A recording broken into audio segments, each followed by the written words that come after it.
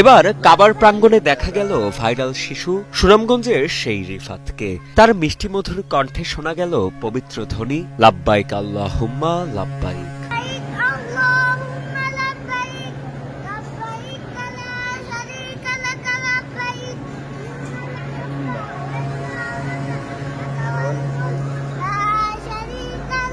গত ৫ ডিসেম্বর পবিত্র ওমরাহ পালনে হজে যান সামাজিক যোগাযোগ মাধ্যমে পাঙ্গাসকে জাতীয় মাছ বলে ভাইরাল হওয়া সুনামগঞ্জের ছোট্ট রিফাত।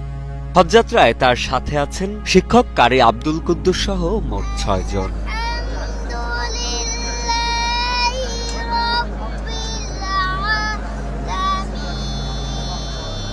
পবিত্র ওমরাহ পালনের সময় ভাইরাল শিশু রিফাতকে দেখে উচ্ছ্বাসিত হতে দেখা যায় সৌদিতে বসবাসরত প্রবাসী বাংলাদেশিদেরও। সে সময় শিশু রিফাতকে কোলে তুলে আলিঙ্গন করতে ব্যস্ত হয়ে পড়েন অনেকে আবার ক্যামেরা বন্দী করে রাখেন ছোট্ট রিফাতের সঙ্গে সাক্ষাতের আনন্দঘন সেই মুহূর্ত। উল্লেখ্য, পাঙ্গাসকে জাতীয় মাছ বলে সামাজিক যোগাযোগ মাধ্যমে ভাইরাল হয় সুনামগঞ্জের শিশু রিফাত। আচ্ছা, বাংলাদেশ জাতীয় মাছের নাম কি?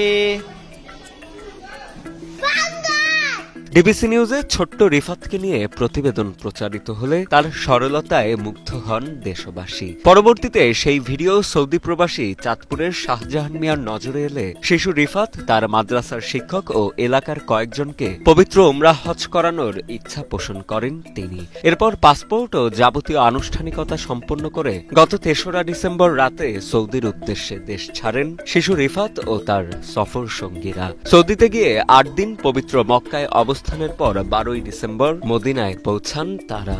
পবিত্র ওমরাহ পালন শেষে আগামী ১৮ই ডিসেম্বর তাদের সকলের দেশে ফেরার কথা রয়েছে।